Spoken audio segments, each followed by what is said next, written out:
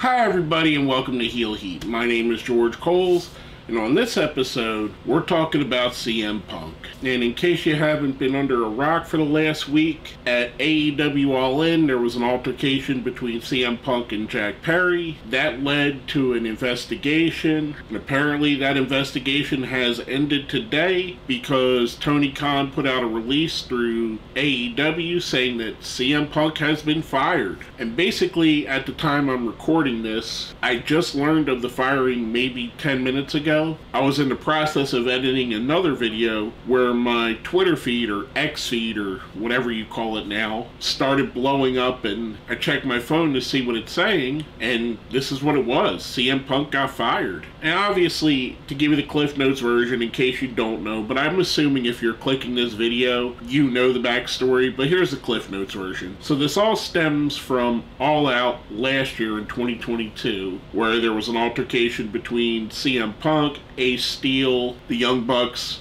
and Kenny Omega. Fast forward to now, we get to All In. The two sides have had two different shows. CM Punk was on Collision, the Elite on Dynamite, as a way to keep them apart. We get a similar situation where CM Punk and Jack Perry get an incident at All In, and there's a little bit of conflicting stories as to who was the aggressor, who started the fight, the common denominator being CM Punk. I just want to kind of talk about this here, because this was something that went from one of the great pickups in AEW history to being an albatross around their necks within 2 years. And do I think CM Punk is 100% in the wrong? I definitely don't. Do I think he could have handled a few things differently and maybe better and more like an adult? Probably. Are the things that CM Punk have been accused of, even if you believe the worst of his accusations, any different than, say, what JBL has got away with, what Shawn Michaels got away with back in his day? Are his transgressions any worse than Hulk Hogan burying younger talent? Is this as bad as some of the known assaulters in pro wrestling being afforded opportunities to get jobs? I'm just saying,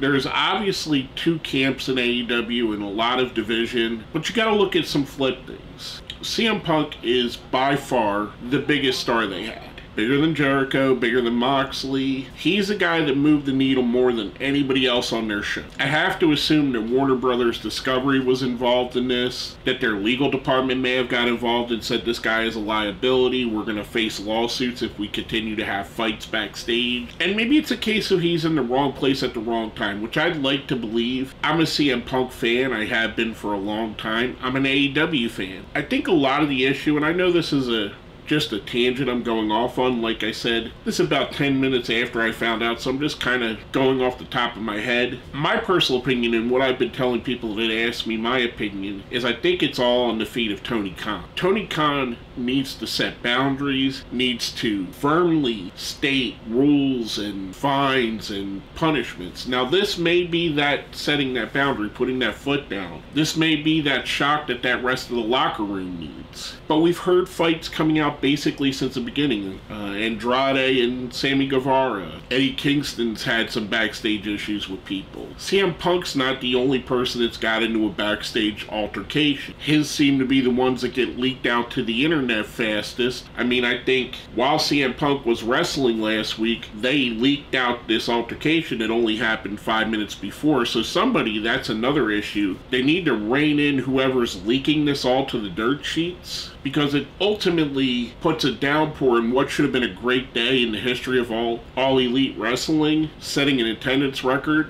having a huge show in Wembley. The only thing that people could talk about is CM Punk for the next week. I don't know, this is a really weird situation. I don't know what's next for CM Punk. Will he continue to explore pro wrestling? Will he go to maybe New Japan? Maybe this is a ruse. Maybe this is something to bring him back into AEW. Who knows? Maybe Tony Khan gives him free reign over Ring of Honor. I don't know what's going to come from. I do know one thing. If I'm Triple H, Vince McMahon, Endeavor, if I want to make a splash, I give CM Punk a call right now, and I get him in a car and down to the airport as quickly as possible and get him over to wherever they're having Payback for him. I think it's Pittsburgh, I'm not sure. Wherever they're showing Payback tonight, get him there ASAP. I don't care if he's on first. I don't care if you get him in with 5 minutes left on the the Premium Live event, put him in the ring with a live microphone, and let him say what he wants to say about AEW. If you want to move the needle, if you want to put a shockwave through pro wrestling, that's the shockwave. Just my opinion. I hope it happens. I don't think it will, but I've seen weirder things happen. All in all, this is a developing situation. As a wrestling fan, as a CM Punk fan, as an AEW fan, it's extremely frustrating that it had to end this way. I wish the best for everybody involved. If maybe CM Punk needs some anger management issues, he gets that. AEW definitely needs some management issues. I've said this for a long time. Tony Khan needs to delegate some power, give some of those people, whether it be the EVPs or others within the company, like a guy like Mark Henry or Big Show, Paul White, give them some power. Let them help you. I don't know. I'm just very disappointed, I guess, in the whole thing. And that's my overall take. With that being said, smash that like button, share the video, subscribe if you haven't. My name is George Coles, and you've been watching Heel Heat.